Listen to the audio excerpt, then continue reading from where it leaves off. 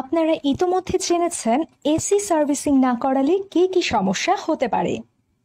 আজকে আমরা কথা বলবো এসির 3টি সার্ভিসের কি সুবিধা এবং কিভাবে সার্ভিসিং করা হয়। 1. এসি হাইড্রো ক্লিনিং না করালে এসিতে নানা সমস্যা দেখা দেয়, যেমন এসির কর্মদক্ষতা বজায় না থাকা, বিদ্যুৎ বিল বেশি হওয়া, এসি থেকে বাজে গন্ধ বের হওয়া সহ শব্দ হওয়ার কারণ হলো এসির ভিতরে ময়লা জমে যাওয়া। এজন্যই আপনাকে এসি হাইড্রো ক্লিনিং করাতে হবে। আপনারা যে ভিডিওটি দেখতে পাচ্ছেন, আমরা এভাবে এসি হাইড্রো ক্লিনিং করে থাকি।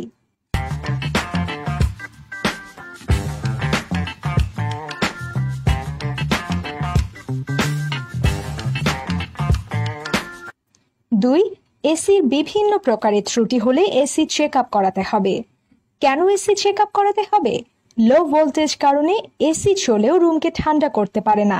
অনেক সময় সার্কিট ব্রেকার কানেকশন লুজ অথবা দুর্বল থাকার কারণে ফায়ার সৃষ্টি হয় এবং দুর্ঘটনা ঘটে। এতে এসির বড় ধরনের ক্ষয়ক্ষতি হয়। 3. এসি থেকে গ্যাস বের হলে এসি লিক রিপেয়ার সার্ভিস করাতে হবে। আপনি কিভাবে বুঝবেন এসি লিক হয়েছে অথবা এসিতে গ্যাস নেই?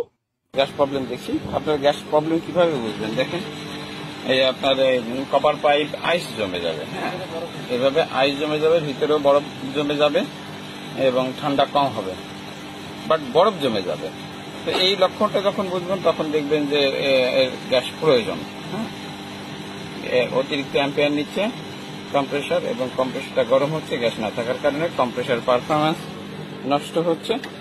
এসব লক্ষণ প্রকাশ না পেলেও অনেক সময় দেখা যায় দীর্ঘদিন সার্ভিসিং না করার ফলে ইভাপোরেটরে অধিক ময়লা জমার কারণে কম্প্রেসার অতিরিক্ত অ্যাম্পিয়ার নেয়, কম্প্রেসার গরম হয় এবং গ্যাসের পারফরমেন্স নষ্ট হয়ে যায়, যার কারণে অনেক সময় কম্প্রেসার বন্ধ হয়ে যায়। এতে এসি চললেও রুমকে ঠান্ডা করতে পারে না। আপনারা ভিডিওতে দেখতে পাচ্ছেন আমরা যেভাবে এসি রিপেয়ার সার্ভিসিং করে থাকি।